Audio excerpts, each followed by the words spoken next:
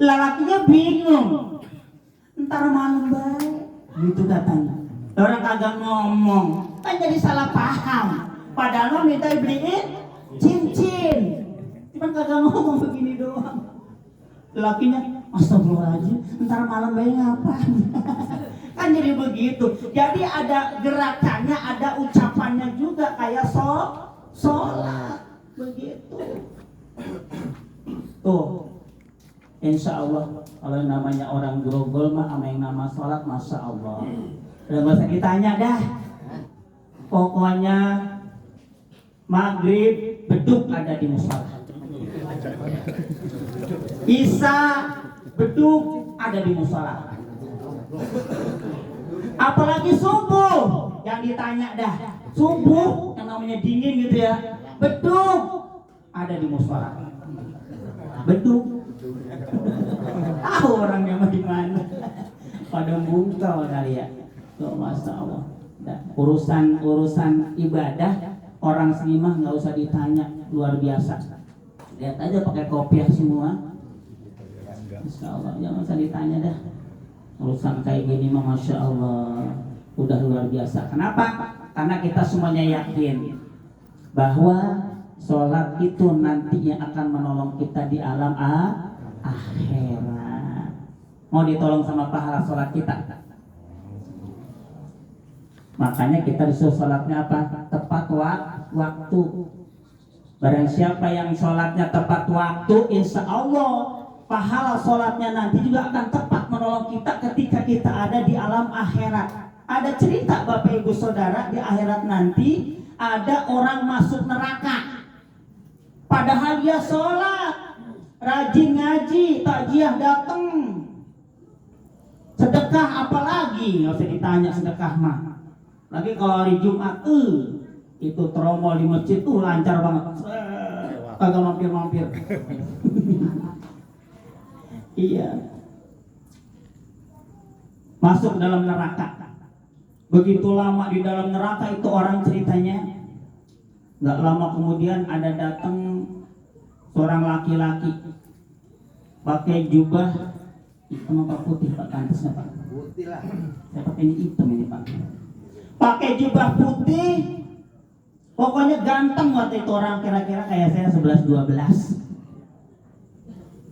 Kemudian menghampiri orang yang di neraka tadi tuh.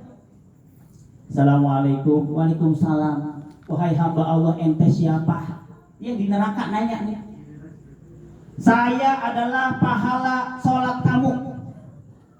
Yang benar ngapa? Iya. Mau apa kesini? Saya mau nolongin kamu. Mau ditolongin Pak sama pahala sholatnya. Dia malah gregetan. Lu bagaimana sih? Kenapa lu baru datang hari gini? Gua udah lama di sini, udah gosong. Kenapa lu baru datang? Tuh marah-marah Pak, mau ditolongin masih marah-marah juga. Biasaan emang orang grogol. Mau ditolongin masih marah juga. Apa kata pahala sholatnya? Lah kan saya mah bagaimana ente? Dulu waktu ente masih hidup di alam dunia, ketika waktu datang waktu sholat, apa kata ente? Ntar dulu tanggung. Nanti dulu baru jam 4. Begitu kan setiap waktu sholat gak pernah segera. Makanya juga sama. Saya, pahala sholat kamu juga begitu. Mau nolongin kamu, ntar udah gosong-gosongan dikit. Lah begitu jadinya. Tuh. Mau ditolong cepat apa lambat terserah antum semuanya. Tuh. Pengen cepat ditolong sama pahala sholat kita, laksanakan. Tuh. Begitu dengar Pak Mawi ajan, emang Pak Mawi doang yang ajan ya. Pak Muhammad Tisna juga ajan juga. Mendengar suara ajan, segera kita ke masjid, kita ke musola terdekat. Tuh. Supaya apa? Supaya kita bisa tepat waktu berjamaah. Karena kalau kita berjamaah datang atau sebelum azan kita sudah di masjid atau di musola, kita dapat satu waktu yang luar biasa di mana doa kita diijabah oleh Allah Subhanahu wa taala. Kapan itu? Antara azan dan iqomah. Habis azan kita sholat 2 rakaat. Kita doa minta sama Allah. Apa yang kita butuhkan insya Allah dikabul sama Allah Subhanahu wa Ta'ala. Udah begitu belum kita? Kalau ke musola nungguin komat dulu ya. Siapa yang begitu? Takut suruh jadi imam ya? Kang Yanto. Iya. Siapa yang nyuruh ente emangnya? Iya. Pada main belakang-belakangan. Yang paling tetap siapa coba? Datang ke musola. Lah bocah. Babanya pada kemana coba? Udah ribut banget di musola, masa Allah babanya kagak. Itu bocah ribut emang kenapa coba? Kagak ada babanya. Coba kalau babanya ngikut ke musola, jamin kagak ada yang ribut. Lo ribut gua gak kasih duit jajan. Diem ya. Lah babanya kagak. Ya receh kan semuanya, masa Allah. Boleh nggak pada diomelin? Diusir boleh nggak anak-anak? Jangan, diarahin aja. Kita bersyukur sama Allah ada anak-anak yang masih mau ke musola, mau ke masjid. Itu cikal bakal penerus kita. Kalau ada anak-anak udah nggak mau ke musola, anak-anak nggak mau ke masjid, bingung kita. Besok kita mati, siapa yang nempatin tuh masjid sama musola? Kan gitu. Diarahin aja, anak-anak biarin bercanda. Anak-anak namanya juga maklum. Kita juga pernah jadi anak-anak kan gitu ya. Tuh. Yang bener mah emang anak sama orang tuanya yang ke masjid, ke musola jadi aman. Yang namanya anak mah bukan disuruh ya Pak ya. Bukan disuruh ke masjid, bukan disuruh ke musola, tapi diajak sama kita orang tuanya. Ayo nak berangkat bareng-bareng sama baba, sembahyang gitu. Emang disuruh doang. Udah mau maghrib pada mandi, siap-siap ke musola, berangkat sono. Lah baba, ntar gua mendah belakangan. Lah babanya mah kagak berangkat. Bagaimana kagak mau recep itu bocah di musola. Di sono di RT 6 sini mah kagak kali ya. Kagak beda. Saya sholat di mana baik sama rumahnya. Sampai di komplek juga sama baik dah. Masya Allah, tabarakallah. Jadi sholat ya, yang pertama tuh sholat. Yang kedua apa? Harus kita persiapkan sedekah. Kalau bahasa kita mah sedekah dah banyakin. Karena sedekah dapat nolongin kita di alam kubur. Amin. Yang nerangin kubur kita siapa? Sedekah kita, pahala sedekah kita. Tuh. Bayangin di kuburan udah sempit, gelap, kagak ada lampunya. Sok tahu, dia pernah baik. Nah kan saya sering nyaksiin orang di kubur itu begitu, udah sempit, ditutup pakai papan, diuruk, diinjak-injak. Coba kalau nggak gelap, ya gelap pastinya. Tuh. Yang nerangin siapa? Amal kita. Makanya yang gede apa kalau sedekah biar terang kuburannya. Sedekah 5.000 ya puntung rokok. Entip. Kecil bener itu mah. Pengen terangan dikit mah 100.000, 100 watt. Mantap deh tuh. Masya Allah. Sekarang Pak lagi booming lagi zamannya nih yang namanya Jumat Berkah. Ya Pak ya. Di mana-mana tuh ada yang ditaruh di depan rumahnya, silakan diambil hari Jumat tuh. Sampai yang namanya warung makan, warteg ya, warteg apa sih warteg? Warung Tegal, warung Tegal kan warung Tegal. Warung Tegal kalau hari Jumat gratis. Agak pada masak tuh tetangga madang di situ semuanya. Sampai ada cerita tuh Pak, di suatu tempat ada kebakaran Pak.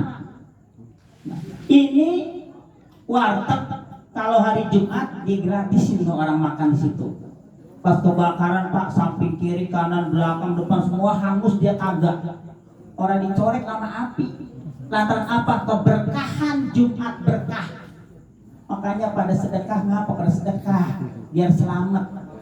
Ini bukan baru cerita seperti ini, tapi sering kita saksikan viral di mana-mana.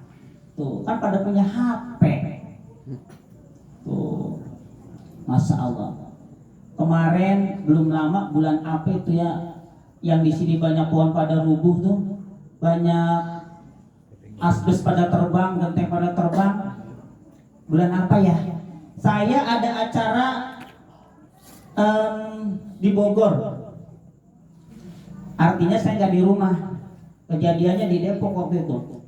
Angin puting beliung katanya. Di Mampang tuh saya lihat pas saya pulang itu macet karena pohonnya pada tumbang ke jalan gitu kan ya. Nah, samping rumah saya tuh yang rumah kosong itu juga sama. Asbesnya mental hampir kena rumah yang saya kontrakin di situ. Saya kontrakin apa saya ngontrak ya, lupa saya. Tempat saya ngontrak itu hampir saja kena jendelanya. Nah, karena saya masang bambu buat jemuran, jadi dia malang di bambu, Pak, gitu. Padahal mah nggak sengaja, itu memang saya bikin jemuran. Itu asbes larinya ke situ, bruk. Jadi selamat tuh rumah saya. Di depan nggak ada apa-apa, belakang nggak ada. Samping rumah sono ada yang asbesnya mental, depan sono saya dengar si Anu asbesnya mental. Saya tahu dari HP nih, masih di Bogor saya. Ustaz, di sini lagi angin puting beliung, gitu ya. Masalah rumah saya bagaimana? Rumah saya lagi baik. Kontrakan saya bagaimana ya? Gitu di rumah yang saya tinggalin. Begitu saya pulang, alhamdulillah Pak, nggak terjadi apa-apa di rumah saya. Tetangga mau banyak yang kena musibah. Lantaran apa? Saya jalanin yang namanya Jumat berkah. Saya baru sadar tadi setelah ada video-video masuk gini, yang rumah nggak kebakar segala macam gara-gara Jumat berkah. Jadi saya, oh mungkin karena itu ya, Allah selamatkan kita. Tuh. Jadi namanya sedekah itu Pak, itu dapat menghindarkan kita dari bala bencana. Ini sering saya sampaikan sama anak-anak, juga sering saya sampaikan di TPA. Bahkan saya diprotes sama anak-anak, Pak, pernah saya. Pak Ustadz, kata Pak Ustadz, kalau kita sedekah, kita dihindari dari bencana. Iya benar, Ustadz bohong ya. Gitu kata dia. Lah ngapa lu tong? Saya Pak sholat Jumat, saya udah masukin ke kotak berapa? 2.000. Terus pulang dari masjid Pak, tadi saya nggak sepeda pantat saya, terus jatuh saya. Untung itu cuma sepeda toh. Tadi sedekahkan 2.000 ya. Bersyukur untuk tadi lu sedekah 2.000. Sepeda yang nyenggol. Coba kalau tadi lu nggak sedekah, motor nih nyenggol lu. Gitu. Iya Pak, iya. Makanya bersyukur gara-gara 2.000 cuma sepeda yang nyenggol kamu. Kalau nggak sedekah bisa mobil, bisa motor dan lain sebagainya. Jadi ya mengurangilah paling tidak begitu dari bahaya kita, masya Allah. Tuh, ini pengalaman. Hal-hal namanya anak kecil Pak gitu Pak, jujur orangnya. Kalau kita ngomong salah sedikit aja, aduh kan main dah. Diprotes Pak kita. Tuh, ini bukan pemerintah doang protes, Ustadz diprotes juga. Yang protes bocah lagi. Ya Allah ya Karim. Ya kita terima baik, emang iya kita ngomong begitu. Saya mau ngomong untung-untungan, kejadian. Allah. Tuh. Ya pinter-pinter kita dah. Yang namanya kayak gitu mah, yang namanya Ustadz mah mau kudu siap baik. Saya pernah Pak, saya ke Parung, numpang sama orang Kristen naik mobil nih, karena saya lagi jalan nih, motor orang gablek waktu itu. Ada tetangga orang Kristen, mau kemana Pak Ustadz? Mau ke Parung, ada yang mau saya cari, emang mau bisa beli, bukan nyari, mau beli gitu. Yaudah ikut saya. Oh mau kemana? Saya mau ke Parung juga. Saya ikut mobil dia. Sampai di jalanan kan banyak itu ya, musola, pembangunan masjid. Dia ngomong gini, Pak Ustadz mau nanya tapi jangan kesinggung ya. Iya ngapa emangnya? Itu kalau orang Islam kok kalau mau bangun masjid, mau bangun musola, ngapa ya pada minta-minta di jalanan gitu kata dia. Saya kaget juga dia tanya kayak begitu. Hati saya masalah. Ini gue ngomong apa ya? Gitu ya. Lah kalau saya mah kagak kata dia gitu. Nggak kayak gini caranya gitu. Begini, saya mikir juga waktu itu ngomong bagaimana takut salahnya. Begini Om, yang namanya orang Islam itu kepengen masuk surganya bareng-bareng. Maksudnya ya begini, orang kaya pengen masuk surga, kami yang miskin juga pengen masuk surga juga. Nah, kalau nggak ada kegiatan kayak gini, mengutin amal di jalan, yang datang ke panitia pembangunan cuma orang kaya doang. Bawa duit 5 juta datang ke panitia. Lah kita punya duit 1.000, 2.000 masa ke panitia? Kan malu. Jadi apa? Dengan adanya yang mengutin di jalan itu, Ya, lempar saja Pak, lempar saja Bu, mau 1.000 ke 500, lempar aja. Jadi kita masuk surganya bareng-bareng. Saya bilang gitu, gitu ya? Iya, saya bilang gitu ya. Ngeles saya padahal saya bingung jawabnya. Iya, orang Islam mau gitu, pengen masuk surganya bareng-bareng. Yang kaya pengen masuk surga, yang miskin juga pengen masuk surga. Mudah-mudahan amin itu, amin. Padahal mas emang ngeles aja jawab. Saking bingung saya jawab apa ini ya. Udah saya sendirian kagak ada apa-apa, Muhammad Tisna kagak ada waktu itu. Saya yakin kalau dia ditanya di gelagapan itu bingung ngomong apa gue ini. Ya Allah, ditembak kayak gitu rasanya Masya Allah. Ini kali ngomongin gituan ya kita aja ya. Kita ngomongin kematian aja dah. Ya Pak ya. Kita langsung kita kembali ke laptop aja. Hari ini kita takjiah. Hari ini secara langsung oleh Allah kita sedang dinasehatin. Apa nasihatnya Allah? Tadi sudah dibacakan kullu nafsin za'iqatul maut. Setiap makhluk yang bernyawa pasti mati, termasuk kita yang ngomong. Bukan yang tua doang. Kalau almarhum Bapak siapa namanya? Bapak Haji Amsir, ya lupa. Bapak Haji Amsir mah meninggal dunia atau mati itu ya emang udah waktunya kali, udah tua kan gitu ya. Udah tua. Tapi kan syarat mati bukan tua. Syarat mati bukan sakit. Orang yang muda mati. Orang kaya mati, orang miskin mati. Raja-raja mati, rakyat biasa, Pak RT, Pak RW, Pak Ustadz, tapi belakang. Nah kalau Ustadznya mati duluan, ntar takjiah nggak ada yang tausiah, nggak ada yang mandiin, nggak ada yang nyolatin. Tapi bukan Ustadz yang ini mah takut rumahnya orang mati. Saking takutnya Pak sama orang mati, lagi jadi imam sholat asar lupa Pak. Kemarin tuh saya nggak, Ustadz mana tuh saya nggak tahu tuh. Saking takutnya Pak, emang imam orang begitu Pak. Kalau ada orang mati dia gemeteran Pak, takut. Nggak tahu takut mati, nggak tahu takut apa, saya nggak paham tuh orang. Lagi jadi imam sholat asar, pikirannya kemana-mana Pak, karena di belakang ada mayat. Saya bingungnya Pak, lagi disuruh nyolatin orang mati, itu dia nggak ngapa-ngapa. Karena ada di depannya Pak orang matinya, ini di belakang. Dia lagi jadi imam, di belakangnya ada mayat, ntar mau disolatin abis sholat asar. Itu Masya Allah Pak, ini siapa sih orangnya? Saya mah ngaku aja Pak. Ini pengalaman, kenapa saya seperti itu? Karena pengalaman pribadi Pak, ini Masya Allah luar biasa, sampai sekarang nggak bisa hilang. Kenapa saya takut sama orang mati Pak? Ini pengalaman waktu saya di Temanggung Pak, ada orang mati, saya lagi ngaji baca Yasin, duduk Pak, bangun dia. Ini asli Pak, beneran. Makanya saya sekarang tuh takut sama orang mati lantaran itu. Masih terbayang-bayang di mata saya. Lagi mandi ini waktu itu Pak Amir Andi masih sehat. Saya lagi ikut mandiin, maksudnya belajar dan gantiin dia jadi Amil. Begitu saya lagi mandiin, tangannya begini. Kata saya, penglihatan saya tanya Pak Amil, kagak dia gitu. Tapi saya yang lihat tangannya begini. Perasaan kamu aja kali. Oh, udah main perasaan dan saya keluar aja, saya nggak mau nyampur lagi. Takut Pak saya. Ya Allah ya Karim. Itu ngilanginnya susah. Besoknya ada yang meninggal lagi, saya coba lagi, ya begitu lagi. Yang matanya ngedip lah. Pokoknya itu penglihatan saya. Jadi kalau yang kayak orang trauma apa namanya ya? Trauma bukannya obat lemah. Ya saya minum dulu dah. Kurang aqua kayaknya. Trauma. Jadi saya mohon dimaklum aja sama masyarakat Grogol. Kalau saya kayak begitu emang saya lagi mah trauma bisa itu, asa Allah. Susah bener ngilanginnya, bantuin saya ngapa.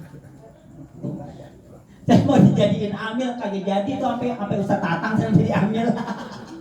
Saya udah angkat tangan ini, saya menyerah dah. Ya lo kan ambil suruh mandiin kagak mau ntar. Gitu. Yang lain baik lagian mayat pada manja banget, minta dimandiin segala. Ya Allah kan mandi dewek ngapa sih ya gitu. Repotin bener. Asal itu Pak, Ibu mohon maaf kalau suatu saat ada yang datang ke rumah saya, Ustaz tolong ya keluarga saya ada yang mati, tolong mandiin. Jangan nyuruh saya dah. Nyuruh Pak Tatang aja kalau nggak Pak Tisna nih. Ini mah berani dah orangnya mah. Masya Allah, tabarakallah. Doain saya mudah-mudahan cepat hilang ya Pak ya traumanya. Amin. Astagfirullah. Emang susah Pak, saya udah berusaha gimana caranya untuk menghilangkan itu. Makanya ya kemarin cuma ngintip doang, orang lagi mandiin saya intip gitu, takut dia begini dada gitu. Intip doang, kagak nyamperin saya mah. Kadang-kadang kan suka yang namanya kalau lagi ngelayat gitu ya, datang orang meninggal sebelum kita baca doa, kita buka dulu mukanya tutupnya ya. Itu mah sudah kebayang-bayang, entar saya buka aja, ciduk bah. Udah takut duluan saya. Makanya nyari barengannya, ya aja ayo bareng sama siapa kita sendiri dah. Gitu. Nggak tahu pasti kenapa jadi begitu. Dulu mah saya kagak begitu, berani banget saya pocong aja saya gendong. Pocong, kalau orang mati kan pocong tuh, saya gendong dulu. Lagi belum takut. Bukan pocong yang ada di gentayangan gitu, bukan, tapi orang mati kan dipocongin tuh. Kita masukin ke kuburan, ngikut saya berani dulu mah gitu. Sekarang mah ya jangan ditanya dah. Sekarang mah takut. Ini kan jadi bongkar-bongkar rahasia ya kan, saya jadi malu ini. Masalah. Biarin dah. Yang penting mah viral. Yang penting mah viral. Masya Allah, tabarakallah. Baik, kelamaan sih ngomong ya. Ini sampai berapa malam ini? 7. Ya udah kalau gitu mah besok lagi terusin dah. Kelamaan belum bosan ini, belum baca yasin dalam. Baik, Bapak Ibu jamaah takziah yang berbahagia. Ini sekelumit gambaran tentang kematian dan amal-amal atau bekal yang harus kita persiapkan menghadapi kematian. Mudah-mudahan walaupun sedikit yang saya sampaikan ada manfaatnya buat kita bersama.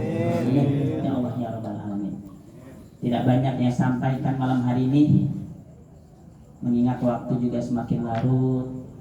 Masih ada acara lagi yang harus kita laksanakan, yakni pembacaan silsilah hadiah Fatihah dari saya. Kurang lebihnya mohon dimaklum, mohon dibukakan pintu kemaafan yang sebesar-besarnya. Karena MC-nya kagak ngomong lagi, langsung main tembak baik. Jadi saya nggak ada persiapan. Kalau bilangnya kan saya siapin, apalagi saya bawa kemari. Jadi saya sekali lagi mohon dibukakan pintu maaf yang sebesar-besarnya, wabil khusus kepada keluarga besar Bapak Jayadi. Mohon maaf, dan saya senantiasa mendoakan mudah-mudahan almarhum diterima di sisi Allah Subhanahu wa taala, diampuni segala salah dan dosanya, ditempatkan di sisinya di tempat yang semulia-mulianya tempat. Amin ya Allah ya Rabbal Alamin. Anak cucu mantu yang ditinggalkan jadikan anak cucu mantu yang soleh dan solehah, senantiasa mendoakan beliau. Dari saya kurang lebihnya mohon maaf. Billahi fisabilil haq. Assalamualaikum warahmatullahi wabarakatuh. Waalaikumsalam warahmatullahi wabarakatuh.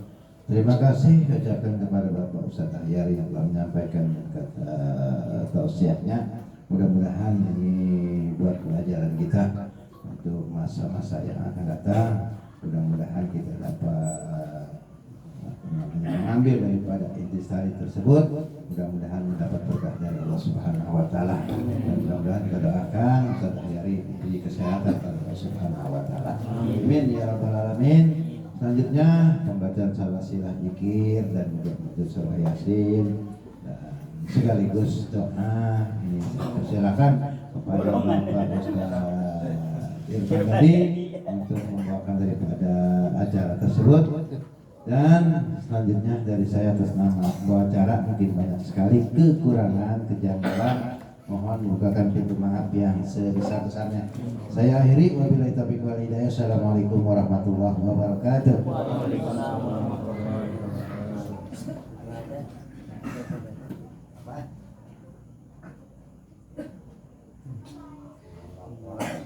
Alasan murah emang kayak saya di orangnya.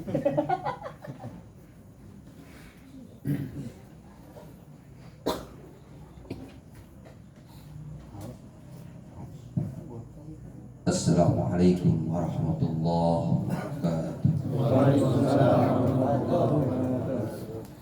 Alhamdulillahilladzi qad wafaqa li ilmi khairi khalqi wa littaqa hatta nahat qulubuhum li nahwihi fa min atihi syai'il taqu.